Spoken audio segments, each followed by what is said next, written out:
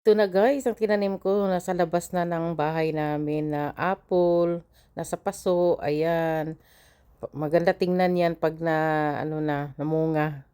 Guys, nagtanim ako ng apple sa paso kasi wala kaming lupa. Wala kaming garden na mapagtaniman. Dito na lang sa, ito guys, oh, sa paso. Pero marami siyang lupa, guys, oh. Ganito kalalim ang tanim kong ito malupa ko, binili namin kahapon. So, nagyan ko muna siya ng bato sa ilalim, parang mabigat. Hindi matumba pag hangin. Tapos, lagyan ko siya parang hindi manakaw din. Lagyan ko to sa harapan. Kasi, pag magaan, pag malakas ang hangin, natutumba. So, nilagyan ko muna ng, bato-bato, na medyo malaki naman. Ayan, oh. Ito yung bato na yan. Ganyan. Binili namin kahapon. Tanim na lang kami sa paso guys pag ng mga fruits sa paso. Tapos may avocado ko, ilagay ko rin. Ito medyo malaki-laki ito siya. Din yung niya. Yung roots. So ayan, lagyan ko siya ng tubig, lipat ko na siya. Dito ako sa namin, dito sa kusina. Kitchen outdoor to. Kitchen door. Ayun. Ilagay ko na to. Garage na yung likod niya. Ilagay ko to sa harapan. Yan, gripo namin. Oh. Itong apple na to guys, ayan, yan. Half price siya.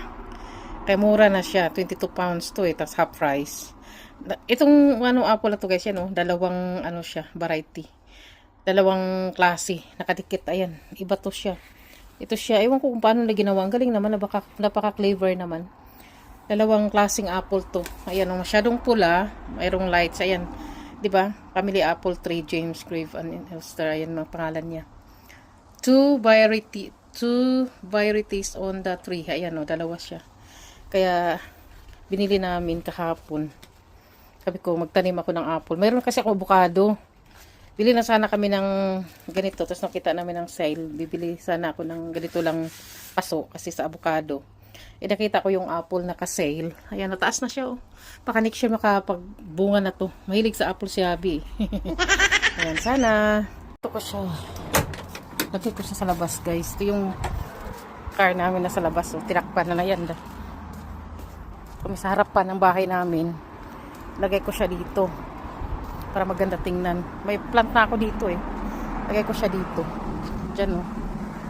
Ayan, mga plant ko. Lagay ko siya doon. Lagyan siya ng diyan ko siya lalagay. Guys, ito kusina namin sa labas. Ayun na guys, dalhin ko na sa labas yan guys. Ayun, thank you for watching and follow and share. Bye-bye. Thank you. May apple na ako.